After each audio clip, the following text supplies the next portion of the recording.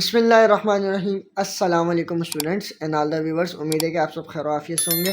अच्छा जी स्टूडेंट्स, आज हम जो है मैथमेटिक्स के 25 MCQs को डिस्कस करेंगे। ठीक है, कौन से जो हमारे फर्स्ट ऑनलाइन मॉक टेस्ट में आए थे मेहरान और कायदे अवाम यूनिवर्सिटी के ऊपर जो हमने टेस्ट ली थी ऑनलाइन मॉक टेस्ट, तो उसके आज हम मैथमेटिक्स पोर्शन के 25 MCQs को डिस्कस करेंगे। ठीक है, it's very most important lecture.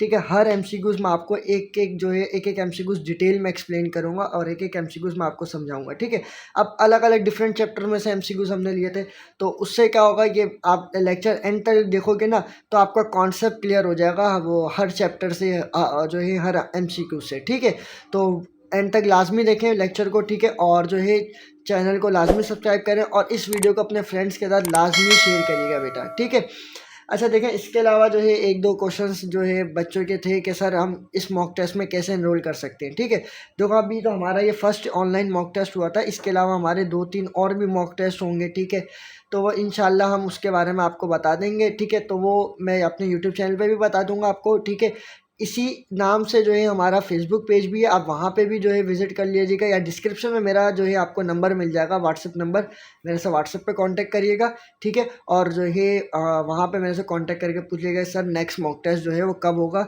अगर आप उसमें एनरोल करना चाहते हैं तो उसमें हो जाइएगा एनरोल। ठीक है, तो लेक्चर को स्टार्ट करते हैं। अच्छा देखो, 25 MCQs है मैथमेटिक्स के। तो देखो पहला जो MCQs हमने दिया था मॉक टेस्ट में मैथ्स में, तो वो था पहला यूनिवर्सल की पावर जो है, सॉरी यूनिवर्सल का कॉम्प्लीमेंट किसके इक्वल होता है। ठीक है, यूनिवर्सल का कॉम्प्लीमेंट पूछा गया था किसके इक्वल होता है। तो देखो बेटा, आपको पता है कि अगर हम ये सेट्स के लेक्चर में मैं आप लोगों को पढ़ा चुका हूँ, जो मेरा फर्स्ट लेक्चर था मैथ्स के ऊपर वो सेट्स के ऊपर था। ठीक है, उसमें मैंने आप लोगों को बताया था। तो अगर हम कॉम्प्लीमेंट लेते हैं, ठीक है, अगर मैं ए का कॉम्प्लीमेंट लेना चाह रहा हूँ तो मैं कैसे लेता हूँ भाई, कि यूनिवर्सल सेट में से जो है डिफरेंस कर देता हूँ किसका, ए का। ऐसे ही होता है, फिर हमारे पास जो भी आंसर आता है वो ए का कॉम्प्लीमेंट कहलाता है। अब यहाँ पे मुझे किसका कॉम्प्लीमेंट लेना है बेटा, मैंने यूनिवर्सल सेट का कॉम्प्लीमेंट लेना है। ठीक है, किसका, एक खुद यूनिवर्सल सेट का मैं कॉम्प्लीमेंट ले रहा हूँ, तो कैसे लूँगा कि बेटा मैं यू को जो है डिफरेंस कर दूंगा यू के साथ, ऐसे ही कर दूंगा। जब यू के साथ डिफरेंस करेगा तो मेरे पास कोई भी एलिमेंट नहीं बचेगा, तो मेरा आंसर क्या आ जाएगा बेटा, 5 सेट आ जाएगा। ठीक है, ये मैंने आप लोगों को समझाया भी था उसके अंदर, तो ये आप भले खुद भी एक एग्जांपल के जरिए कर लेना चेक। ठीक है, तो हमारा राइट ऑप्शन कौन सा हो जाएगा बेटा, यहाँ पे बी हमारा राइट ऑप्शन हो जाएगा। ठीक है, अच्छा देखिए सेकंड MCQs में आपको क्या बोल रहा है, वो कह रहा है अ यूनिवर्सल सेट इज। ठीक है, आपके पास यूनिवर्सल सेट क्या कहलाता है। ठीक है, ये डेफिनेशन उसने बाकायदा दी है आपको 4 ऑप्शन में। तो यूनिवर्सल सेट क्या होता है, ठीक है, फर्स्ट आपको बोल रहा है कि the superset of every set under consideration, या subset of every under consideration, या set of R real number, या set of all complex number जो है आपके पास यूनिवर्सल सेट कहलाता है। देखो मैंने आप लोगों को एक जो है बताया था यूनिवर्सल सेट क्या होता है, कि जैसे आपके पास कोई भी एक सेट है, ठीक है, 1 2 3 4, ठीक है, ये आपके पास एक सेट है, और एक और सेट है जिसका नाम है ए, उसके अंदर 2 एलिमेंट्स है। ठीक है, आपके पास एक और सेट है जो कि बी है, उसके अंदर आपके पास 3 और 4, ये 2 एलिमेंट्स है। ठीक है, अब ये 2 एलिमेंट्स का अगर आप यूनियन करोगे ना तो आपके पास यूनिवर्सल सेट बनेगा। ठीक है, यानी कि वो सबसे बड़ा सेट कौन सा होता है बेटा, यूनिवर्सल सेट होता है। लेकिन यहाँ डेफिनेशन उसने थोड़ी सी आपको घुमा के दी है। अब मैंने आपको सेट्स पढ़ाए थे ना, सेट्स की टाइप्स पढ़ाई थी, लाइक सबसेट था, प्रॉपर सबसेट था, इम्प्रॉपर था, सुपर सेट था। अब देखो सुपर सेट क्या होता था हमारा। ठीक है स्टूडेंट्स, अब देखो यूनिवर्सल सेट आप सॉरी सुपर सेट आपका क्या था बेटा, कि हमारे पास जो बड़ा सेट था ना वो हमारे पास सुपर सेट कहलाता था। अगर मैं बोलूँ यहाँ पे आपके पास सुपर सेट कौन सा होगा, यूनिवर्सल सेट आपका सुपर सेट होगा। क्यों, क्योंकि ये सबसे बड़ा सेट है। ठीक है, हमने इसी तरह करा था कि अगर हम इसको इससे कंपेयर करेंगे तो हमारे पास सुपर सेट क्या हो जाएगा, ये इस तरीके से हमारे पास, अगर ए से कंपेयर करूँगा तो मैं बोलूँगा इसमें सुपर सेट कौन सा है, ये वाला मेरा सुपर सेट है। ठीक है, इसी तरीके से हमने सबसेट, प्रॉपर सबसेट, यही चीज़ें पढ़ी थी। ठीक है, जो सबसे बड़ा सेट होता है वो आपके पास सुपर सेट कहलाता है। ठीक है, तो यहाँ पर ए ऑप्शन आपका क्या होगा, राइट होगा, जो कि क्या है, the superset of every set under consideration. यानी कि वही बात है, आपके पास कोई दो दूसरे डिफरेंट सेट्स हैं, ठीक है, लेकिन वही जो है दूसरे सेट्स के एलिमेंट्स उस बड़े सेट के अंदर बिलोंग करते हैं। तो बड़ा सेट आपका कौन सा है, यूनिवर्सल सेट। सबसे बड़ा सेट जो है आपके पास कौन सा होता है, यूनिवर्सल सेट होता है। ठीक है, यानी कि उसके अंदर वो सारे एलिमेंट्स होते हैं, और इसमें से हम इसी के जो है सबसेट लेके हम डिफरेंट एलिमेंट्स बना रहे होते हैं। अच्छा देखें, अब थर्ड MCQs में वो आपको क्या बोल रहा है बेटा, वो आपको कह रहा है the sum of any two real numbers, sorry the sum of two numbers. ठीक है, हम क्या कर रहे हैं, सम कर रहे हैं कोई भी दो नंबर्स का, ठीक है, of the form of A plus iota be always. अब देखो सवाल उसने थोड़ा सा घुमा के दिया है, लॉजिकल कॉम्प्लेक्स नंबर में से ही दिया है उसने। उसने बोला है कि हम दो नंबर्स का क्या कर रहे हैं बेटा, सम कर रहे हैं, ठीक है। अब वो दो नंबर्स कोई से भी हो सकते हैं, लेकिन उसने आगे क्या बोला, वो फॉर्म किसकी फॉर्म में, ए प्लस आयोटा बी की फॉर्म में, ठीक है। यानी कि अगर वो, हमने बोला था कि अगर कोई भी नंबर अगर ए प्लस आयोटा की फॉर्म में लिखा हुआ हो तो वो हमारे पास कौन सा नंबर होता है, कॉम्प्लेक्स नंबर होता है, ठीक है। कौन सा नंबर होता है, कॉम्प्लेक्स नंबर। अब यहाँ पे सम जो हो रहा है ना, तो ए बी की जगह कोई वैल्यू रख रहा है, जैसे कि 3+2 आयोटा, ठीक है। यहाँ पे सम हो रहा है ना, लेकिन किस फॉर्म में हो रहा है, इसी फॉर्म में हो रहा है जो कि मैंने यहाँ नंबर्स में लिख दिया। तो हमारे पास राइट ऑप्शन यहाँ पे क्या होगा बेटा, कॉम्प्लेक्स नंबर होगा, ठीक है। तो उम्मीद है कि आपको यहाँ तक समझ में आ गया होगा। आगे चलते हैं। अच्छा देखिए, फोर्थ एमसीक्यूज में आपको क्या बोल रहा है, चौथे एमसीक्यूज में वो आपको बोला गया है कि टू मैट्राइसिस आर इक्वल, ठीक है। आपके दो मैट्राइसिस क्या होंगे, इक्वल होंगे। इफ़ कब होंगे वो, मतलब अगर जो है हमारे पास क्या हो, नंबर ऑफ कॉलम्स बराबर हो जाए नंबर ऑफ रोज के। सेकेंड ऑप्शन में बोल रहा है कि नंबर ऑफ कॉलम जो है वो ग्रेटर देन हो नंबर ऑफ रोज के, या नंबर ऑफ कॉलम जो है आपके पास लेस देन हो नंबर ऑफ रोज के। फोर्थ में बोला गया है कि if they are same order and then corresponding elements are equal. अब देखो पहले ये आपका फर्स्ट ईयर की बुक का चैप्टर नंबर 4 है, ठीक है, अकॉर्डिंग टू ओल्ड बुक, ठीक है। तो आपको पता है मैट्राइसिस क्या होता है, एक दफ़ा जो है मैं आपको रिकॉल भी करवा देता हूँ। इसके अंदर देखो, मैट्राइसिस को हम इस वाले जो है स्क्वायर ब्रैकेट के अंदर लिखते हैं, ठीक है। ये याद रखना, इस स्क्वायर ब्रैकेट के अंदर जो है हमारे पास मैट्राइसिस को लिखा जाता है, ठीक है। और इसके अंदर हम क्या करते हैं, नंबर्स को अरेंज करते हैं रो और कॉलम्स के अंदर, ठीक है। जैसे कि मैं लिख देता हूँ 1 2 3 और आपका यहाँ पे क्या हो गया 4, ठीक है। ये आपकी जो ये लाइन है ना, ये आपका क्या कहलाती है बेटा, ये आपकी जो है कहलाती है क्या, ये आपका कॉलम कहलाता है, ठीक है। ये वाला जो है साइड आपका क्या कहलाता है, कॉलम कहलाता है, ठीक है। और ये जो है आपका जैसे 1 और 2 है आपका, ये क्या कहलाएगा, यहाँ पे रो कहलाएगा, ठीक है। ये आपकी रो होती है, यानी कि जो आपकी हॉरिजॉन्टल लाइन है ना, इसको आप जो है हॉरिजॉन्टल लाइन भी कहते हो, ठीक है। क्या कहते हो, हॉरिजॉन्टल लाइन, ठीक है। ये याद रखना, ये जो है हॉरिजॉन्टल लाइन और वर्टिकल लाइन का भी आपको कॉन्सेप्ट क्लियर होना चाहिए, ठीक है। और ये जो आपके पास स्ट्रेट लाइन होती है, जैसे हम स्केल से पेपर पे लाइन खींचते हैं, तो ये आपकी कौन सी लाइन होती है, वर्टिकल लाइन होती है, ठीक है। तो इस तरीके से आप याद रख सकते हो कि कॉलम क्या होता है, ठीक है। जो वर्टिकल लाइन में जो लिखा हुआ वो आपका कॉलम होता है, जो है हॉरिजॉन्टल लाइन में लिखा हुआ वो आपका क्या कहलाता है, रो कहलाता है, ठीक है। अब बात हो रही थी हमारे पास टू मैट्राइसिस आर इक्वल, ठीक है। मैट्राइसिस हमारे पास इक्वल कब होंगे, ठीक है। देखो मैट्राइसिस इक्वल कब होंगे, जैसे हमने सेट्स पढ़े थे, इक्वल सेट्स। तो हमारे पास कितनी चीज़ों की ज़रूरत होती है, दो सेट्स की ज़रूरत होती है, ठीक है। इसी तरह यहाँ पे दो मैट्राइसिस की बात हो रही है, हम क्या करेंगे, दो मैट्राइसिस लेंगे। एग्जाम्पल के तौर पे मैं दो मैट्राइसिस ले लेता हूँ, ठीक है। जैसे मेरे पास ए मैट्राइसिस है जो कि क्या है बेटा 2 3 4 और 5, ठीक है। और मैं बी मैट्राइसिस लेता हूँ, ठीक है, वो भी क्या लूँगा मैं 2 3 4 5, ठीक है।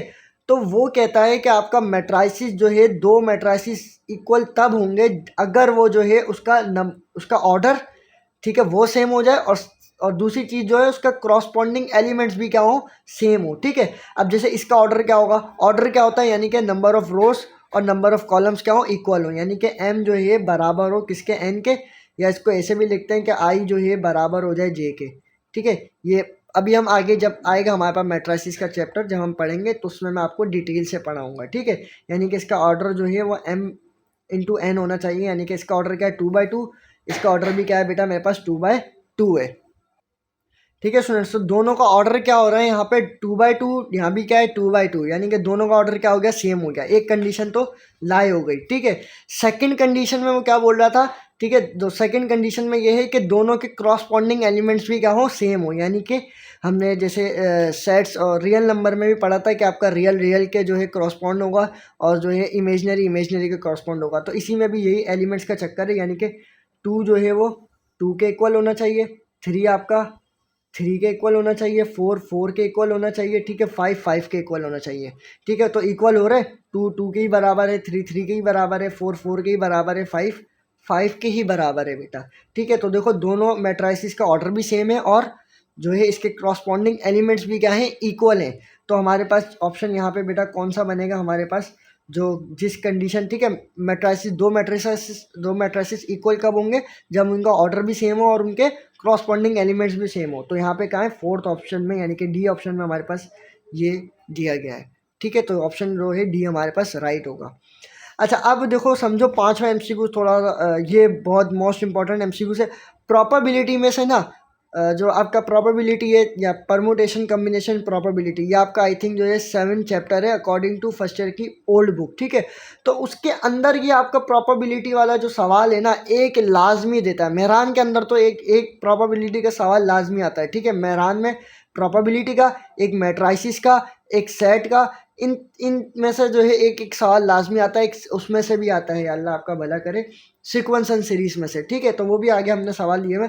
तो ये चैप्टर्स हैं, हर चैप्टर में से एक एक सवाल लाजमी लेता है। लेकिन मैं जो आपको बोल रहा हूँ ना, इंपॉर्टेंट जो मैंने आप लोगों को पास पेपर्स में सॉरी जो इंपॉर्टेंट मैंने आपको टॉपिक्स बताए थे मैथ्स के, मैंने उसमें जो चैप्टर्स बताए थे, कौन कौन से बताए थे, सेट बताया था, मैट्राइसिस बताया था, परमुटेशन कम्बिनेशन प्रोबेबिलिटी में से प्रोबेबिलिटी इंपॉर्टेंट है। ठीक है, यही चीज़ मैंने आप लोगों को बताई थी, सीक्वेंस एंड सीरीज बताई थी। तो इनमें से एक एक एमसीक्यूज आपको लाजमी दे देता है वो। ठीक है, अब देखो प्रोबेबिलिटी का उसने एमसीक्यूज दिया है, तो देखो एमसीक्यूज क्या कह रहा है, वो कह रहा है 2 coins are tossed simultaneously then the probability of getting at least one tail is। ठीक है, अब देखो उसने सवाल क्या बोला। अब यहाँ पे हो रही है टॉस की बात। ठीक है, यानी कि सिक्का उछालने की बात हो रही है, क्या तो कायद आज़म आएगा या तो मस्जिद आएगी। ठीक है, यही चीज़ होती है, हम जब जो है करते हैं टॉस तो यही बात बोलते हैं, या तो मस्जिद आएगी या कायद आज़म आएगा। ठीक है, यहाँ पे हेड टेल लेते हैं कि जब जो है टॉस के हवाले से। तो एक मिनट में रफ पेपर ले लूँ। ठीक है स्टूडेंट्स, अब देखो प्रोबेबिलिटी का पहले कॉन्सेप्ट को समझो कि प्रोबेबिलिटी क्या होती है। ठीक है, क्या बोला है, प्रोबेबिलिटी। ठीक है, प्रोबेबिलिटी। ठीक है, अब देखो प्रोबेबिलिटी क्या होती है, हमारे पास कोई भी चांस। ठीक है, क्या होता है, एनी चांस। अब मैं आपको बोलूं कि यार आप एक कॉइन को टॉस करो। ठीक है, एक कॉइन है मेरे पास। ठीक है, उसमें क्या है, यहाँ पे हेड है और उसके पीछे क्या होगा, टेल होगा। यानी कि आप कॉइन को टॉस करोगे तो हेड टेल का जो है चक्कर होता है। ठीक है, आपने कॉइन को टॉस करा और मैं कहूँ कि ना अब कितनी परसेंट आप जो है मतलब चांस होगा कि मेरे पास हेड आएगा। आप जो है सिक्के को छालते हो। ठीक है, मैं आपसे पूछूँ मस्जिद आएगी या चांद आएगा, तो कितने परसेंट चांस होता है, 50-50 होता है ना, या तो टेल आ सकता है या तो हेड आ सकता है। ठीक है, तो चांस हमारे पास कितना होता है, 50-50 होता है। ठीक है, यानी कि 50% इधर होता है, 50% इधर होता है। ठीक है, यही चीज़ होती है। या इसको आप ऐसे भी लिख सकते हो, हाफ हाफ लिख सकते हो। ठीक है, यानी कि 1/2 जो है हाफ हाफ आपके पास चांस होता है, या तो हेड आ सकता है या तो टेल आ सकता है। तो इसी चीज़ को हम क्या बोलते हैं बेटा, प्रोबेबिलिटी बोलते हैं। ठीक है, अब प्रोबेबिलिटी का आपको कॉन्सेप्ट क्लियर हो गया। अब यहाँ पे समझो वो कह रहा है कि 2 कॉइन्स आर टॉस। अब हमारे पास कितने कॉइन्स है, 2 कॉइन्स है। ठीक है, आर टॉस साइमल्टेनियसली। ठीक है, साइमल्टेनियसली का मतलब ये है कि साइमल्टेनियसली आपका एक साइंटिस्ट था। ठीक है, साइमल्टेनियसली आपका कौन था, एक साइंटिस्ट था। तो इसके बारे में हम आगे बात करेंगे। ठीक है, then the probability of gathering at least one tail is. ठीक है, अब देखो वो कह रहा है कि अगर आपने 2 कॉइन्स को टॉस किया साइमल्टेनियसली, यानी कि एक साथ आपने दोनों कॉइन्स को क्या करा, उछाला। ठीक है, अब इसके पहले तो है आउटकम्स निकालो कि आपके पास आउटकम्स कितने आएंगे, यानी कि अगर आप सिक्के को उछालोगे तो क्या क्या आ सकता है। अच्छा देखो, आपके पास कितने सिक्के हैं, आपके पास 2 कॉइन्स हैं। ठीक है, कॉइन्स कितने हैं, 2 हैं। ठीक है, अब देखो आपने क्या करा, एक कॉइन को उछाला, और सॉरी दोनों कॉइन्स को एक साथ उछालोगे। तो मैं कह रहा हूँ कि एक कॉइन में मेरे पास हेड आ सकता है, दूसरे कॉइन में मेरे पास क्या आ सकता है, दूसरे में भी हेड आ सकता है। यही चीज़ है। ठीक है, अगर आप 2 कॉइन्स को एक साथ उछाल लो मेरा बेटा, तो एक में हेड आएगा, दूसरे में भी मैं कह रहा हूँ हेड आ गया। ठीक है, आपने फिर वापस से उछाला उसी कॉइन को, तो आपके पास क्या आ रहा है, मैं कह रहा हूँ एक में जो है हेड आ रहा है, दूसरे में क्या आ रहा है, टेल आ रहा है। ठीक है, फिर आपने वापस से उछाला तो आपके पास क्या आ रहा है, मैं कह रहा हूँ एक में टेल आ रहा है और एक में हेड आ रहा है। ठीक है, फिर आपने वापस से उछाला उन्हीं कॉइन्स को दोनों को एक साथ, तो आपके पास क्या आ रहा है बेटा, दोनों में टेल टेल आ रहा है। तो आपके पास पॉसिबल आउटकम्स कितना है, आपके पास इसको क्या बोलेंगे हम, पॉसिबल आउटकम्स। ठीक है, तो आपके पास पॉसिबल आउटकम्स बेटा यहाँ पे कितने आ गए, हमारे पास 4 आ गए। ठीक है, यही आया। यानी कि आप इसको इस तरीके से भी लिख सकते हो कि बेटा 2 की पावर n जो है ये समझ लो जनरल फार्मूला है। तो 2 की पावर 2 करोगे तो आपका पॉसिबल आउटकम्स कितने निकलेंगे, यहाँ पे 4 निकलेंगे, जो कि हमारे पास कितने आ गए, 4 पॉसिबल आउटकम्स आए। यानी कि हमारे पास कितने चांसेस आएंगे कि ये जो है ये हो सकता है या ये हो सकता है। ठीक है, अच्छा देखो, अब ये फार्मूला मैंने आपको बताया कि 2 की पावर 2 जो है बराबर है कि इसके 4 के, तो 4 क्या है पॉसिबल आउटकम से कि हमारे पास इतने इतने चांस होंगे, ठीक है। टोटल यानी कि टोटल चांस आपके पास कितने 4 हैं, ठीक है, यानी कि ये आंसर आएगा।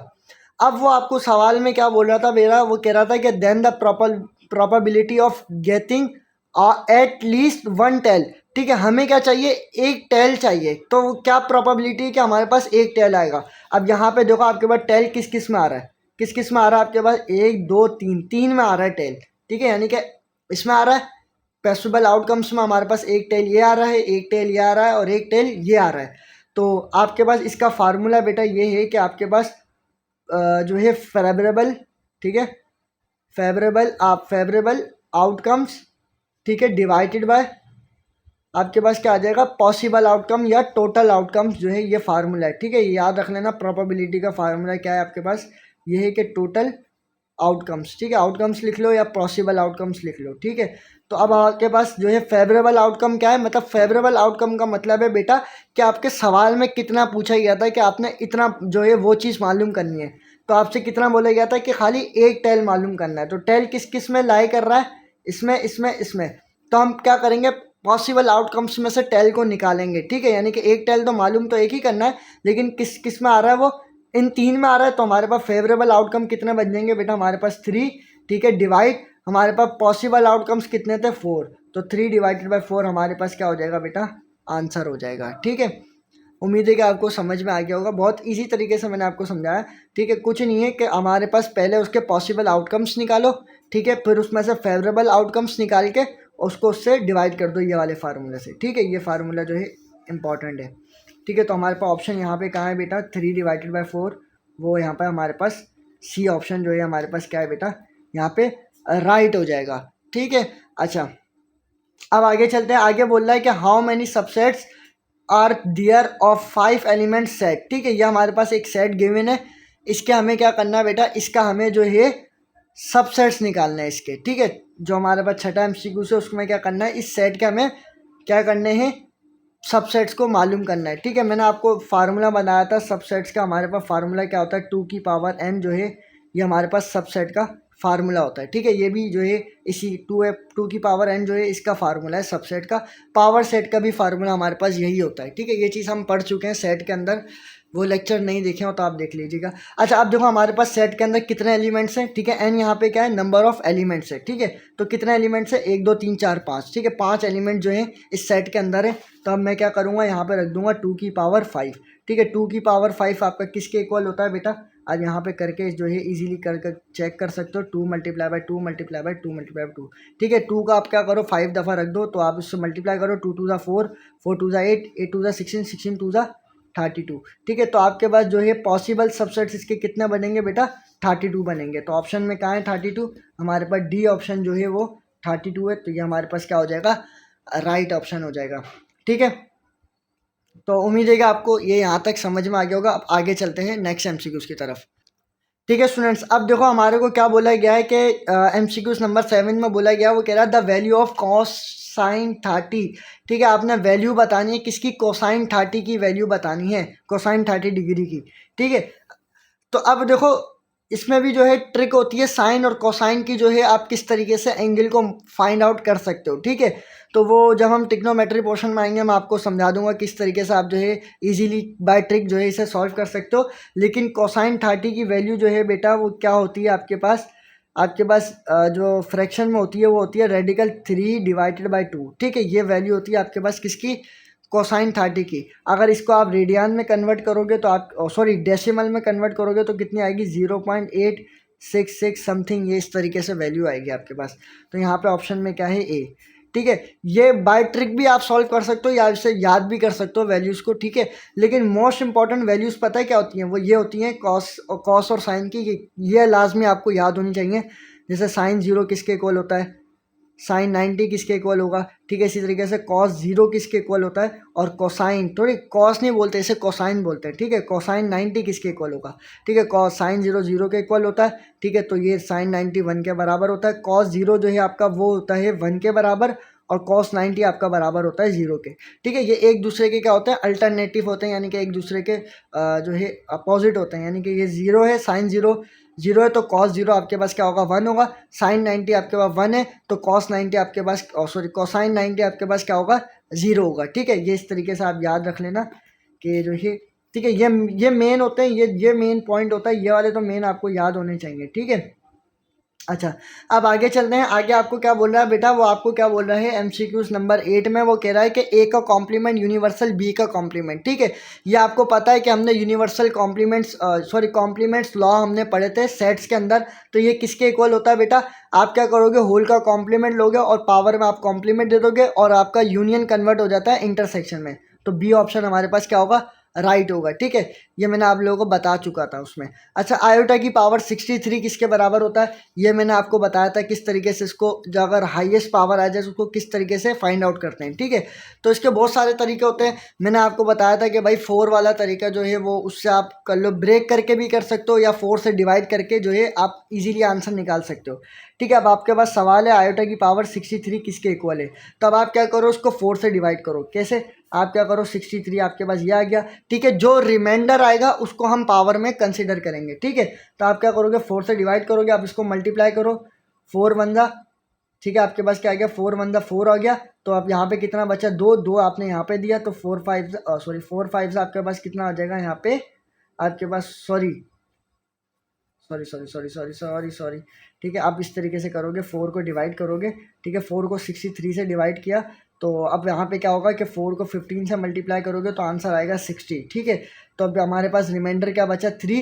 तो अब जो 3 बचा है ना, वो क्या चल जाएगा, इसकी पावर में चल जाएगा, यानी कि आयोटा की पावर 3 हम लिखेंगे। और आपको पता है कि आयोटा की पावर 3 किसके बराबर होता है, माइनस आयोटा के। ठीक है, तो और एक और चीज़ याद रख लो कि आयोटा जो है, अगर आयोटा की कितनी भी हाईएस्ट पावर आ जाए, 1 2 3 100 1000 10,000 या 1 लाख 2 लाख 3 लाख कितनी भी बार पावर आ जाए, तो आयोटा जो है, आयोटा की हाईएस्ट पावर जितनी भी आ जाए, तो वो किसके बिलोंग करेगा, आपका जो है आयोटा जो है इन 4 में बिलोंग करेगा। या तो आयोटा आएगा, या माइनस आयोटा आएगा, या 1 आएगा, या फिर -1 आएगा। यानी कि जो आपका आंसर आएगा वो इन 4 के बीच में आएगा। अब देखो, अभी भी हमारा जो आंसर आया वो किस में आया, माइनस आयोटा में आया, तो वो देखो इसी के अंदर बिलोंग कर रहा है, तो हाँ जी कर रहा है। ठीक है, तो इसी तरीके से होता है माइनस आयोटा। अच्छा, ठीक है, तो इस तरीके से आप क्या करोगे कि आप 4 को लिखोगे। ठीक है, और जो भी आपके पास हाईएस्ट पावर होगी वो कहाँ चली जाएगी, अंदर, यानी कि डिवाइडेंड में। ठीक है, फिर डिवाइजर हमारे पास जो क्वेश्चन होगा वो ये होगा। ठीक है, तो आप क्या करोगे, उससे मल्टीप्लाई करके, ठीक है, जो हमारे पास रिमाइंडर बचेगा ना, वो उसकी पावर में चले जाएगा।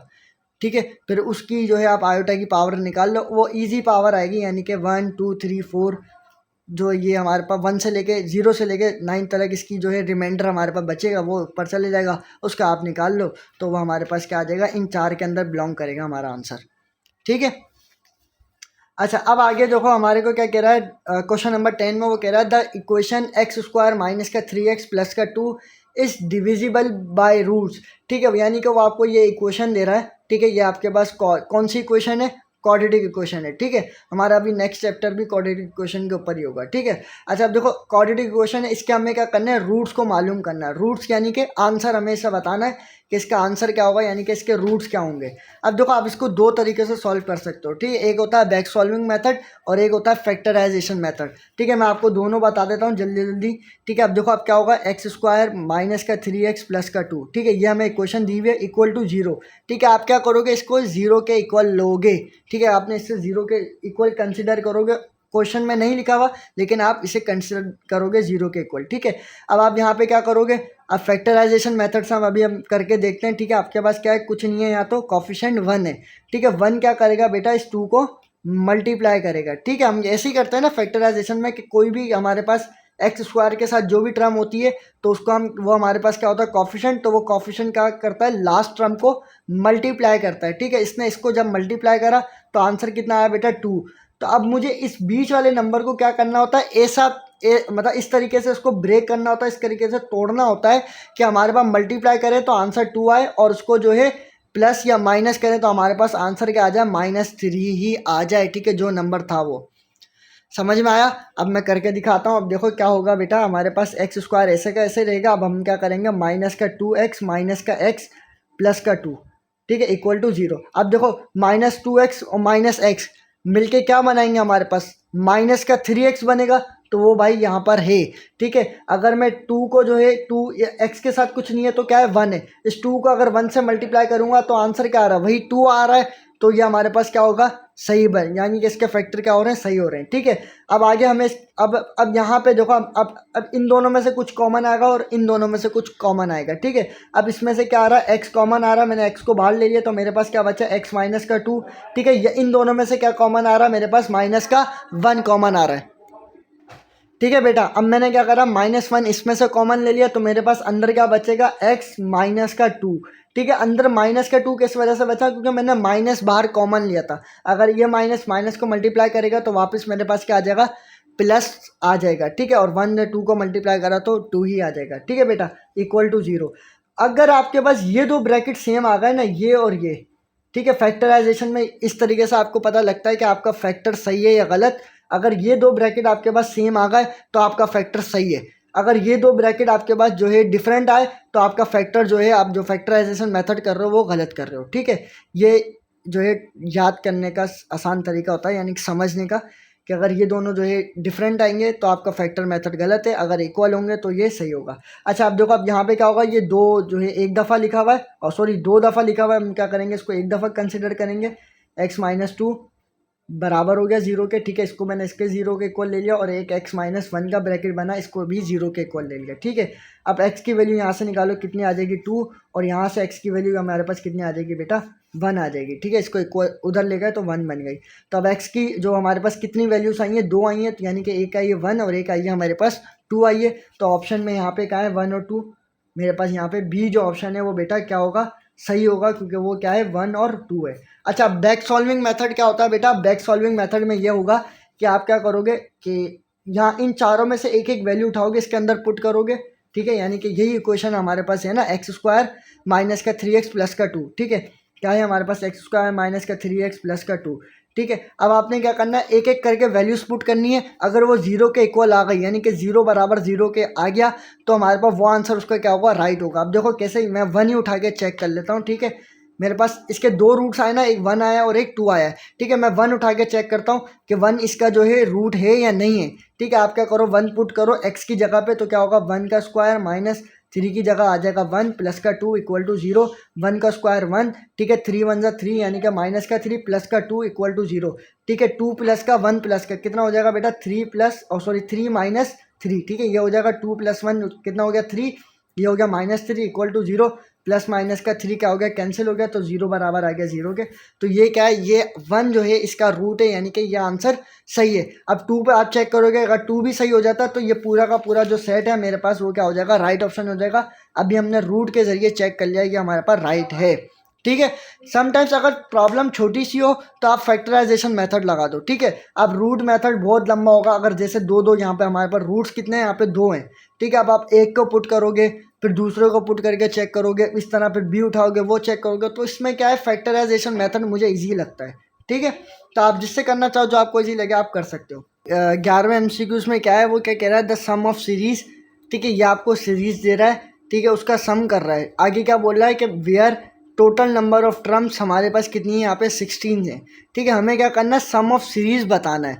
ठीक है, अब देखो सीरीज आपके पास क्या है बेटा, हमारे पास 18, ठीक है, प्लस 21, प्लस आपके पास है 24, प्लस आपके पास क्या है 27, plus dot dot dot series कहाँ तक जा रही है, nth टर्म आपके पास कितनी है बेटा, यहाँ पे 63। ठीक है, लास्ट टर्म आपके पास कितनी है 63, और आपके पास टोटल, यानी कि टोटल nth टर्म आपके पास कितनी है, वहाँ पे टोटल नंबर ऑफ टर्म्स आपके पास कितनी है बेटा, आपके पास टोटल नंबर ऑफ टर्म्स आपके पास कितनी है 16। ठीक है, तो अब यहाँ पे देखो, पहले हम क्या करते हैं सीरीज़ के अंदर बेटा, अगर हमें कोई भी सीरीज़ गिवन होती है तो उसके अंदर हम सबसे पहले चेक करते हैं कि वो सीरीज़ अर्थमेटिक है, ज्योमेट्रिक है या हार्मोनिक है। ठीक है, यही होता है।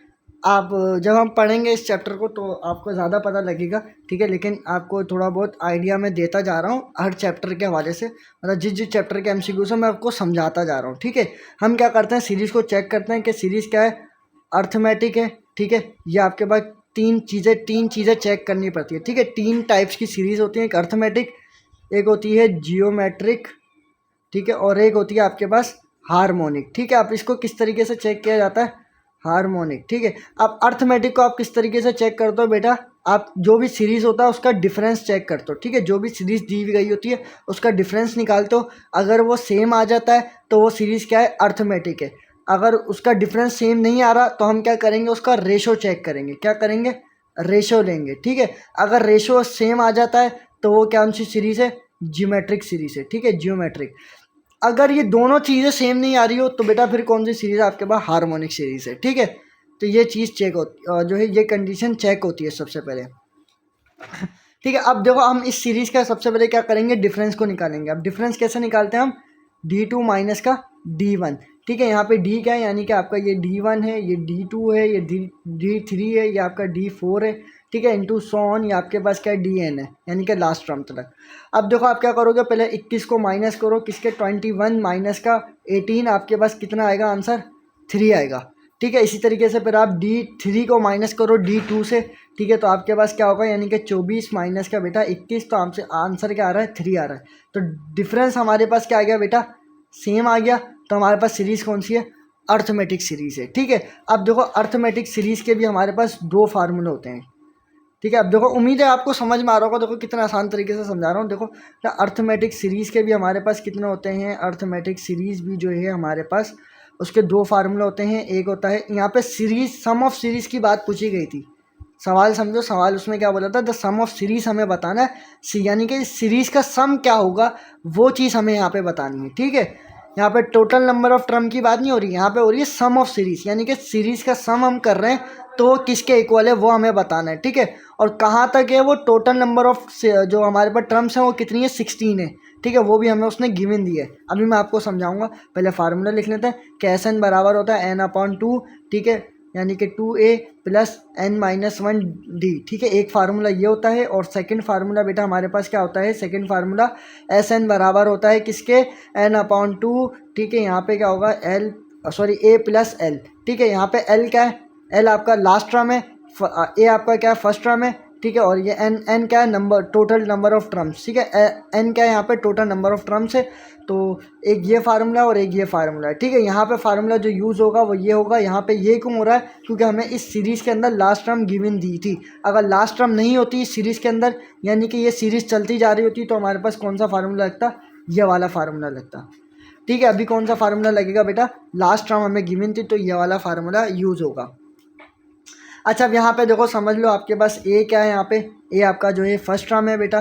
ठीक है, ए आपका फर्स्ट टर्म है, और डी आपका क्या होता है बेटा, डिफरेंस होता है, ये हमने अभी पढ़ लिया। ठीक है, समझ लिया। अच्छा, आपका जो है यहाँ पे एन क्या होता है, एन आपका जो है टोटल नंबर ऑफ टर्म्स होती हैं। ठीक है, टोटल नंबर ऑफ टर्म्स होती हैं आपके पास, जो भी है आप इस तरीके से लिख लो। ठीक है, मैं शॉर्ट फॉर्म में जल्दी जल्दी लिख रहा हूँ। और आपके पास एल क्या होते हैं बेटा, एल होती है आपके पास लास्ट टर्म होती है। ठीक है, ठीक है, एल आपकी लास्ट टर्म हो गई। अब इस फार्मूले के अंदर ज़रा पुट करो वैल्यूज़ को। ठीक है, आपके पास पहले यहाँ पे वैल्यूज़ लिख लो। आपके पास एन की वैल्यू यहाँ पे कितनी है बेटा, हमारे पास इस सीरीज़ में एन की वैल्यू हमारे पास कितनी है, 16, यानी कि एन बराबर है 16 के। ए की वैल्यू क्या है बेटा, हमारे पास 18। ठीक है, ए की वैल्यू क्या है, हमारे पास 18।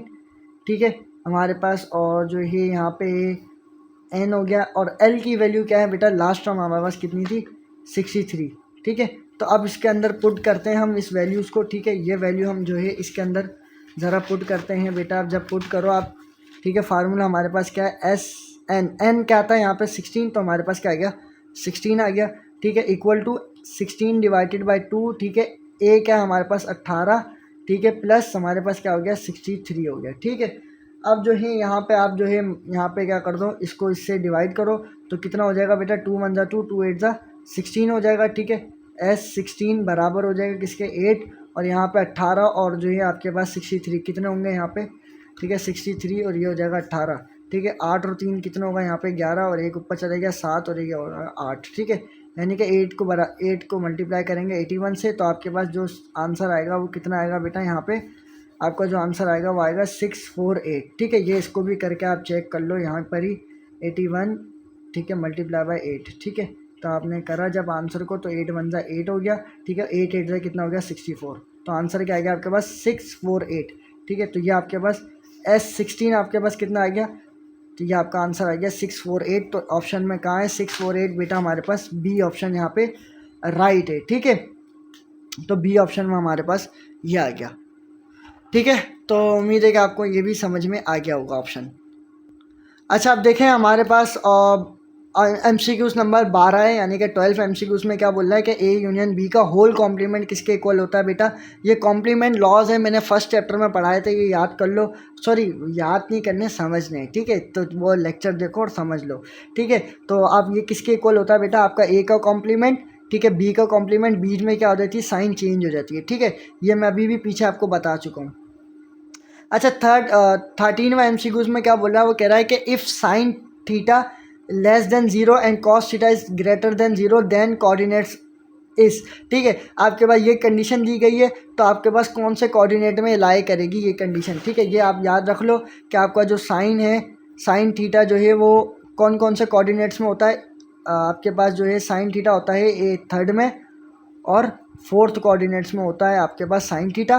ठीक है, और आपके पास कोसाइन थीटा आपके पास किस में होता है बेटा, 1 एंड 4 में जो है आपके पास होता है। ठीक है, यहाँ पे एंड आएगा। ठीक है, 1 और 4 में आपके पास कौन सा क्या होता है, कॉस थीटा होता है। अब देखो कैसे होता है कि आपके पास ये एक्स एक्सिस होता है, ये वाई एक्सिस होता है, ये -x होता है और ये -y होता है। ठीक है, यहाँ पे वैल्यू क्या होती हैं कोऑर्डिनेट्स की, यहाँ पे पॉजिटिव होती हैं। ठीक है, यहाँ पे क्या होती है, नेगेटिव पॉजिटिव। ठीक है, इधर क्या होती है, वैल्यू नेगेटिव होती हैं, और यहाँ पे कितनी होती हैं बेटा, यहाँ पे पॉजिटिव और नेगेटिव वैल्यू होती है। ठीक है, अब यहाँ पे क्या बोला गया था बेटा, आपका साइन जो है इस वाले सवाल के अंदर, कि आपका साइन क्या है, वो लेस देन 0, यानी कि साइन आपका क्या है, माइनस में। ठीक है, 0 बड़ा है ना। ठीक है, तो इस वजह से, और आपका यहाँ पे क्या है, इधर बोला गया था पॉजिटिव है, यानी कि आपका 0 जो है वो छोटा है। ठीक है, यानी कि नेगेटिव और पॉजिटिव की बात की थी, तो आपका ये फोर्थ कोऑर्डिनेट में लाई करेगा। ठीक है, क्योंकि यहाँ पे साइन और कोसाइन का मैंने आपको बताया कहाँ लाई करता है, तो ये इस कंडीशन के मुताबिक इस वाले के, तो आपके पास ये कौन सा कोऑर्डिनेट बनेगा, आपके पास फोर्थ कोऑर्डिनेट जो है इसका आंसर बनेगा। तो बी ऑप्शन हमारे यहाँ पे क्या होगा, राइट होगा। ठीक है, अच्छा, MCQs नंबर 14 में वो आपको क्या बोल रहा है, वो कह रहा है कि 1200 is equal to how many radians. ठीक है, यानी कि आपने क्या करना है, 1200 जो है 1200 डिग्री को कन्वर्ट करना है किसके अंदर। ठीक है, कन्वर्ट इनटू रेडियन। ठीक है, इसको किस में कन्वर्ट करना है, रेडियन में कन्वर्ट करना है मेरे बेटा। ठीक है, अब देखो इसके किस तरह के से आप स्टूडेंट्स कन्वर्ट करोगे रेडियन में। देखो बहुत आसान तरीका होता है, अगर डिग्री को रेडियन में कन्वर्ट करना है तो आप क्या करोगे, मल्टीप्लाई करोगे। किसी भी नंबर को अगर रेडियन में कन्वर्ट करना हो तो किससे मल्टीप्लाई करोगे, पाई बाय 180 के साथ। ठीक है, अगर रेडियन से उसे कन्वर्ट करना हो किसके अंदर, डिग्री में वापस, तो उसको मल्टीप्लाई करते हैं हम किससे, 180 डिवाइडेड बाय पाई। ठीक है, ये अभी मैं आपको ये भी बताता हूँ, पहले ये इसको समझ लेते हैं। अभी मैंने देखो 1200 को कन्वर्ट करना है, 1200 डिग्री को कन्वर्ट करना है किसके अंदर, रेडियन के अंदर। ठीक है, तो आप क्या करोगे, इसको मल्टीप्लाई कर दोगे पाई बाय 180 के साथ। ठीक है, 0 से 0 आपका कैंसिल हो गया। ठीक है, आप यहाँ पे जो है टेबल लगा लो, 2 9 ज़ा 18, यहाँ पे कितना हो जाएगा, 260 ज़ा, यहाँ पे जो है आपके पास 260 ज़ा जो है आपके पास सॉरी आपके पास 120 हो जाएगा। ठीक है, तो इसको जब मल्टीप्लाई करोगे 60 पाई डिवाइडेड बाय 9, इसको डायरेक्ट और जो है और सिंप्लीफिकेशन कर दो, तो कितना हो जाएगा, 3 3 ज़ा 9, 3 2 ज़ा 6 0 ऐसा का ऐसा। ठीक है, तो आंसर क्या बना आपके पास, 20 पाई डिवाइडेड बाय 3। ठीक है, तो आप यहाँ पे देख लो 20 पाई डिवाइडेड बाय 3 आपके पास कौन सा है, यहाँ पे बी ऑप्शन में है कि 20 डिवाइडेड बाय 3। ठीक है, तो ये आपका क्या हो गया, कन्वर्ट हो गया। अगर देखो मैं कह रहा हूँ कि मुझे जो है इसी को कन्वर्ट करना है किसके अंदर, 20 पाई को छोड़ो, ये बहुत लंबा हो जाएगा। ठीक है, अब मैं कह रहा हूँ अगर मेरे को जैसे पाई बाय 2 को कन्वर्ट करना है किसके, डिग्री के अंदर, तो कैसे कन्वर्ट करोगे, आप मल्टीप्लाई करा दोगे 180 डिवाइडेड बाय पाई के साथ। ठीक है, पाई से पाई कैंसिल, 2 1 ज़ा 2, 2 9 ज़ा 18। ठीक है, तो 0 ऐसा का ऐसा, तो आंसर क्या आ गया वहाँ पर 90 डिग्री। ठीक है, ये कन्वर्ट हो गया किसके अंदर, डिग्री के अंदर। ठीक है, तो आसान तरीका, डिग्री में कन्वर्ट करना है तो इससे मल्टीप्लाई होगा, अगर रेडियन में कन्वर्ट करना है तो इससे मल्टीप्लाई होगा। रेडियन में अगर कन्वर्ट करना है तो ऊपर पाई होगा, अगर डिग्री में कन्वर्ट करना है तो नीचे पाई होगा। ठीक है, क्योंकि पाई से पाई फिर कैंसिल हो जाएगा, वो डिग्री में कन्वर्ट हो जाएगा। तो ये आसान ये जो है तरीका है, तो आप इस तरीके से फॉलो करें इस तरीके। ठीक है स्टूडेंट्स, अब देखें आगे MCQs को समझते हैं, काफ़ी लंबी वीडियो होती जा रही है। ठीक है, अब देखो आगे का MCQs है हमारे पास, वो क्या है कि इफ़ ए सिमेट्रिक देन ठीक है, आपके पास एक जो है एक सिमेट्रिक दिया गया है, ठीक है, सिमेट्रिक यानी कि आपका यह मैट्रिसेस से ही सवाल है, ठीक है। आपके पास a माइनस ए का ट्रांसपोज किसके इक्वल होगा, ठीक है। अगर आप a माइनस ए का ट्रांसपोज लोगे ना बेटा, वो बराबर होगा 0 के, ठीक है। ये आप करके चेक कर लेना। a यानी कि a कोई भी आप एक मैट्रिक्स लेना, ठीक है, और जो है एक और मतलब उसी का पहले ट्रांसपोज लेना और उसी को माइनस कर देना ए से, तो आंसर आएगा आपके पास क्या आएगा बेटा, 0 आएगा, ठीक है। ये आप करके चेक करना। अच्छा, अब हमें क्या करना, फाइंड द डेरिवेटिव 2x की पावर 5, ठीक है। हमें क्या करना है, इसका डेरिवेटिव मालूम करना है, ठीक है। आपको डेरिवेटिव मालूम होता है, अगर नहीं मालूम तो मैं आपको जनरली बता रहा हूँ। अगर मुझे x पावर n का डेरिवेटिव लेना है, ठीक है, हमें ये एक फंक्शन दिया गया है, हम क्या करते हैं, फंक्शन का डेरिवेटिव लेते हैं, ठीक है। ये याद रखना, अभी हम डेरिवेटिव की तरफ चलेंगे तो मैं उसमें आपको पूरा बाकायदा एक्सप्लेन करूँगा डेरिवेटिव, ठीक है। अच्छा, मुझे क्या करना है, x पावर n का डेरिवेटिव लेना बेटा, तो देखो क्या होगा, n जो है यहाँ पे मल्टीप्लाई करेगा इसके कॉफिशेंट के साथ, ठीक है। कॉफिशेंट यहाँ कुछ नहीं है तो 1 है, ठीक है। ये इसके साथ मल्टीप्लाई करेगा और पावर में क्या हो जाएगा, एक माइनस हो जाएगा, यानी कि nx पावर में से एक माइनस कर देंगे, ये कहलाता है हमारा डेरिवेटिव, ठीक है। अब मुझे किसका लेना है, 2x की पावर 5 का डेरिवेटिव लेना है, तो मैंने क्या बोला, पावर मल्टीप्लाई करेगी उसके कॉफिशेंट के साथ, ठीक है, यानी कि पावर ने मल्टीप्लाई करेगा 2 को, तो बेटा कितना हो जाएगा, 5 2 ज़ा 10, ठीक है। x आपका ऐसा का ऐसा, पावर में से क्या करोगे, एक माइनस कर दोगे, यानी कि 5 माइनस 1, तो आंसर क्या आ जाएगा, 10x की पावर 4, ठीक है। तो कहाँ है यहाँ पे 10x की पावर 4, बी ऑप्शन हमारे पास यहाँ पे राइट है, ठीक है। अच्छा, आपके पास 18वां MCQs है, यहाँ पे हमारे पास 18वां MCQs क्या दे रहा है, वो कह रहा है if a coin toss 4 times in how many in a row then what is the probability of getting at least 1 tail. अच्छा, अब देखो यहाँ पे सवाल घुमा दिया। अब यहाँ पे अब आपके पास कॉइन कितना है, एक ही कॉइन है, ठीक है, और आपके पास वो कह रहा है उस कॉइन को आप कितनी दफ़ा उछाल रहे हो,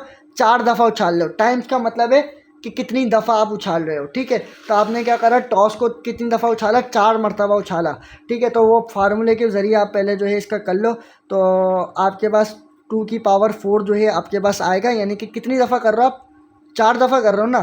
तो आपने क्या करा, 2 की पावर 4 लिया, तो 2 की पावर 4 किसके बराबर होता है, 16 के, ठीक है। तो पॉसिबल आउटकम्स हमारे पास कितने आएंगे बेटा, 16 आएंगे, ठीक है। ये आपने निकाल लिया। फेवरेबल आउटकम आपको कितना चाहिए, 1 चाहिए, ठीक है। तो अब हम देखो, मैं यहाँ पे पहले कह रहा हूँ कि आपके पास 16 जो आएंगे वो कितने आएंगे, टोटल जो आउटकम्स आएंगे वो कितना आएंगे बेटा, 16 आएंगे। तो इस 16 में हम पहले हेड को निकाल लें, खाली अगर हेड को लें तो हेड कितना आएगा, हेड भी हमारे पास एक ही होगा, कितने में से, 16 में से, और हमारे पास जो है हमारे पास टेल कितना होगा, वो भी 1 होगा। तो हमने क्या करा, टेल को भी 1 कंसिडर किया, तो जब इसको इसमें से माइनस करेंगे ना, कि हमने 1 जो है टेल ले रहे हैं और 1 है हमने हेड ले लिया, यानी कि 16 में से हमारे पास एक कितना आएगा, एक हेड आएगा और एक ही क्या आएगा, टेल आएगा। तो हम क्या कर रहे हैं, टेल को माइनस कर रहे हैं, 1 डिवाइडेड बाई 16, यहाँ पे 16 क्या है, टोटल आउटकम्स, और फेवरेबल आउटकम कितना हमारे पास 1 है, ठीक है। तो अब जब इसको इससे माइनस किया, जब इसका एलसीएम लो तो 16 में आ जाएगा, मल्टीप्लाई करेगा 16 माइनस 1 डिवाइडेड बाई 16, तो आपके पास कितना आ जाएगा, 15 डिवाइडेड बाई 16, ठीक है। तो ये आपका आंसर आ गया। तो ये आंसर में क्या है, 15 डिवाइडेड बाई 16, डी ऑप्शन में। तो डी ऑप्शन यहाँ पे क्या हो जाएगा बेटा, राइट हो जाएगा, ठीक है। अच्छा, MCQs नंबर 19 में देखो वो क्या बोल रहा है, वो कह रहा है इंटीग्रेशन 0। अब आपको यहाँ पे घुमा दिया उसने, इंटीग्रेशन किसकी ले रहा है बेटा, 0 की इंटीग्रेशन ले रहा है। अच्छा, 0 की इंटीग्रेशन नहीं होती, ये हमारे पास 0 क्या है, कांस्टेंट है, ठीक है। तो कांस्टेंट में जो है इंटीग्रेशन क्या होगी, बस कांस्टेंट ही होगी, ठीक है। कोई कांस्टेंट है तो उसकी इंटीग्रेशन होती नहीं है, तो हम क्या बोलेंगे, वो हमारे पास क्या है, कांस्टेंट है। अच्छा, 20वां MCQ हमारे पास वो कह रहा है कि हु इंट्रोड्यूस द सिंबल 0, ठीक है। आपका सिंबल जो है 0 वो किसने इंट्रोड्यूस करवाया था, ब्रिटिश ने, अरबाज ने, फ्रेंच ने या जर्मन ने। अच्छा देखो, ये MCQ जो दिया गया था ना हमारे मॉक टेस्ट में, तो इसमें जो है टाइपिंग मिस्टेक हो गई। आपका जो है यहाँ से जो भी ऑप्शन दे रहा है ये सारे ऑप्शन क्या हैं, गलत हैं, ठीक है। ये चारों ऑप्शन गलत है। आपका जो 0 सिंबल जो इंट्रोड्यूस कराया था वो आपका इंडियन ने कराया था, ठीक है। किसने कराया था, आप अपने पास से एक ऑप्शन लगाओ, इंडियन, ठीक है। ये याद रखना, इंडियन के जो है, इंडियन आपके 2 साइंटिस्ट थे, एक था भर्मागुप्ता और एक था आर्यभट्ट, ठीक है। आर्यभट्ट और भर्मागुप्ता आपका 2 जो है ये 2 मैथमेटिशियन थे। उन्होंने जो है 0 के बारे में बताया था, उसके बारे में इंट्रोड्यूस या इन्वेंशन या इंट्रोड्यूस करवाया था, ठीक है। आगे जो है 5 MCQ से उसको भी डिस्कस कर लेते हैं, ठीक है स्टूडेंट्स। अब देखो 21वां MCQ में क्या बोला, वो कह रहा है the sum of angles of triangle, ठीक है। ट्राइंगल के जो एंगल्स हैं उसका सम हमारे पास किसके इक्वल होता है, यानी कि आपके पास कंडीशन कुछ इस तरीके से होती है कि alpha plus beta plus gamma जो है आपका इक्वल होता है बेटा किसके, 180 डिग्री के, ठीक है। ये आपका इसके इक्वल होता है, ये आपने याद रख लेना, ठीक है। तो आपका ट्राइंगल्स का जो एंगल का सम है वो किसके इक्वल होगा, 180 डिग्री के, ठीक है। आपका जो नेक्स्ट एमसीक्यू से उसमें पूछा साइन अल्फा प्लस बीटा की वैल्यू क्या होगी, ठीक है। ये आपके पास जो है टिग्नोमेट्रिक आइडेंटिटीज़ हैं, और मैंने आपको कहा था ये मोस्ट इंपॉर्टेंट होती है, ये आपने याद रखनी है। तो इसमें क्या होगा आपके पास साइन अल्फा प्लस बीटा का sine alpha cos beta plus cos alpha sign beta, ठीक है। ये आपका जो है राइट ऑप्शन होगा। अच्छा, आपसे पूछा जा रहा है कि number of permutations of word ठट्टा, ठीक है। अब हमें क्या करना है, इस ठट्टा वर्ड की परमुटेशन निकालनी है, ठीक है। अब देखो परमुटेशन का आपके पास फार्मूला क्या होता है, पी बराबर होता है एन पी आर, ठीक है। आपके पास एन पी आर बराबर होता है N factorial divided by N minus R का होल फैक्टोरियल, ठीक है। ये आपके पास इस तरीके से जो है फार्मूला होता है। अच्छा, फैक्टोरियल ये आपका क्या होता है, एक्सक्लेमिनेशन कहलाता है इंग्लिश में, ठीक है। इसको इंग्लिश में क्या बोलते हैं, एक्सक्लेमिनेशन, ठीक है, इंग्लिश के अंदर। और मैथ के अंदर इसको क्या बोलते हैं, फैक्टोरियल बोलते हैं, ठीक है। इसका मतलब क्या होता है मेरा बेटा, इसका मतलब होता है फैक्टोरियल का मतलब जैसे मुझे 3 का फैक्टोरियल निकालना है, तो इसका मतलब होता है कि आप क्या करोगे, उस नंबर को उसके पीछे वाले नंबर्स के साथ मल्टीप्लाई करते जाओगे, यानी कि 3 मल्टीप्लाई बाय 2 मल्टीप्लाई बाय 1, तो आंसर कितना आ जाएगा, 6 आ जाएगा, ठीक है। ये कहलाता है फैक्टोरियल। फैक्टोरियल का मतलब क्या होता है, आप उसी जो नंबर है ना उसके पिछले नंबर्स के उससे पिछले नंबर से ना क्या करते जाओ, मल्टीप्लाई करवाते जाओ, तो कहाँ तलक, 1 तलक, ठीक है। जैसे अगर आपको 5 फैक्टोरियल बोला जाए तो 5 का आप मल्टीप्लाई करोगे 4 3 2 1, ठीक है, यानी कि पिछले नंबर्स के साथ मल्टीप्लाई कराओगे कहाँ तक, 1 तलक, ठीक है। फिर जो आंसर आए वो आपका आंसर होगा, ठीक है। आंसर आएगा 120, ठीक है। जो भी आए वो आपका आंसर होगा। अच्छा, अब देखो हमें क्या करना है, आपके पास एक वर्ड दिया गया है क्या, ठट्टा, ठीक है, THATTA, ठीक है। इस वर्ड का हमें क्या करना है, परमुटेशन निकालना है। अब इसमें किस तरीके से निकालना है, पहले आप देखो कि इस वर्ड जो ये आपके पास पूरा जो वर्ड दिया गया है इसके अंदर कितने लेटर्स जो हैं वो रिपीट हो रहे हैं, यानी कि टी आपका कितनी दफ़ा आ रहा है, टी आपका बराबर टी आ रहा है 3 दफ़ा, आपका ए आ रहा है जो कितनी दफ़ा है, 2 दफ़ा, और आपका एच जो है वो एक ही दफ़ा आ रहा है। तो अब इसका फार्मूला हमारे पास क्या बनेगा, इसका फार्मूला बनेगा बेटा कुछ इस तरीके से हमारे पास कि आपका जो है टोटल कितने वर्ड्स हैं इसके अंदर, 6, तो 6 फैक्टोरियल डिवाइड में हमारे पास जो है कितने दो वर्ड्स कितने जो रिपीट हो रहे थे हमारे पास, एक 3 रिपीट हो रहा था, यानी कि 3 फैक्टोरियल इंटू 2 का फैक्टोरियल, ठीक है। जब आप इसको सॉल्व करोगे तो आपके पास जो बनेगा वो इस तरीके से बनेगा, आप इस तरीके से कर दो, 6 मल्टीप्लाई बाय 5 मल्टीप्लाई बाय आपके पास कितना हो जाएगा, 4 मल्टीप्लाई बाय 3 का फैक्टोरियल, ठीक है, divided by 3 factorial multiply by 2 factorial, ठीक है। 3 से 3 कैंसिल हो गया, 3 से 3 का फैक्टोरियल कैंसिल हो गया, तो कितना बचा मेरे बेटा आपके पास, 6 multiply by 6 multiply by 5 multiply by 4 divide में बचा आपके पास 2 का फैक्टोरियल, ठीक है। अब जब इसको जो है मल्टीप्लाई और डिवाइड करोगे तो आपके पास आंसर क्या बचेगा, आपके पास 6 5 जा 30, 30 ने 4 को मल्टीप्लाई करा तो आपके पास कितना आ जाएगा, 120, ठीक है। 120 को जब 2 से डिवाइड करोगे, क्योंकि 2 का फैक्टोरियल क्या होता है बेटा, 2 ही होता है, कैसे, 2 मल्टीप्लाई बाय 1, तो आंसर कितना आ जाएगा, 2 आ जाएगा, ठीक है। जब 2 ने इसको मल्टीप्लाई करा तो हमारे पास आंसर क्या आ गया, 60 आ गया। तो आपके पास ऑप्शन में यहाँ पे 60 कहाँ है बेटा, आपके पास 60 यहाँ पे सी ऑप्शन में आपके पास 60 है, तो ये आपका क्या हो जाएगा, राइट ऑप्शन हो जाएगा, ठीक है। तो उम्मीद है कि आपको समझ में आ गई होगी बात। अच्छा, आगे वो आपको क्या बोल रहा है, वो कह रहा है 24वें एमसीक्यूज में आपको बोल रहा है कि विच मैट्रिक्स हैज़ नो इन्वर्स, ठीक है। वो आपका कौन सा मैट्रिक्स है जिसका इन्वर्स नहीं होता, ठीक है। तो आपके पास कौन सा मैट्रिक्स है, डायगोनल, स्क्वायर, नल या फिर यूनिटी। आपका नल मैट्रिक्स जो है जिसका क्या होता है, नो इन्वर्स, उसका इन्वर्स नहीं होता। क्यों नहीं होता, क्योंकि इन्वर्स में क्या नल में क्या होता है, आपके सारे एलिमेंट जीरो होते हैं, तो जीरो का कोई इन्वर्स नहीं होता, ये आपको पता है, ठीक है। अच्छा, देखो आपके पास एक सिंपल सी इक्वेशन दी गई है, आपको मालूम है भाई ये सिंपल सी लीनियर इक्वेशन है, इसका क्या करना है, x की वैल्यू बतानी है। तो आपके पास इक्वेशन क्या है, 3x प्लस का 5 इक्वल टू 20, ठीक है। किस तरीके से बताओगे, ये उधर चले जाएगा, तो 3x यहाँ पे जब 5 यहाँ प्लस का था वहाँ जाके माइनस का हुआ, तो कितना बचेगा यहाँ 15, 3 1 3 3 5 15, तो x की वैल्यू हमारे पास कितनी आ गई, 5, ठीक है। तो ऑप्शन में कहाँ है, 5, तो हमारे पास यहाँ पे है, ठीक है। सो उम्मीद है कि आपको समझ में आ रहा होगा। अच्छा, अभी अब यहाँ पे क्या बोला गया, वो कह रहा what is the value of sine pi by 2, ठीक है। साइन पाई बाय 2 की वैल्यू आपने बतानी है। अब यहाँ पे जो एंगल आपको दिया गया वो बेटा किसके अंदर दिया गया है, रेडियन के अंदर दिया गया है, ठीक है। अब इस रेडियन को आप किस में कन्वर्ट करोगे, डिग्री के अंदर, ठीक है। तो मैं आपको बता चुका था जब डिग्री में कन्वर्ट करना हो तो किस तरीके से करेंगे, 180 डिवाइडेड बाय पाई, पाई से पाई कैंसिल, तो आपके पास कितना आ जाएगा यहाँ पे, रेडियन जो आ जाएगा वो सॉरी डिग्री जो आ जाएगी 90 डिग्री आपके पास आंसर बन जाएगा। तो साइन 90 आपको पता है किसके इक्वल होता है बेटा, 1 के इक्वल होता है, ठीक है। अच्छा, अब लास्ट एमसीक्यूज हमारा, ठीक है, हमने 25 से ज़्यादा एमसीक्यूज दिए थे, तो हमारा लास्ट एमसीक्यूज है tan अल्फ़ा प्लस बीटा।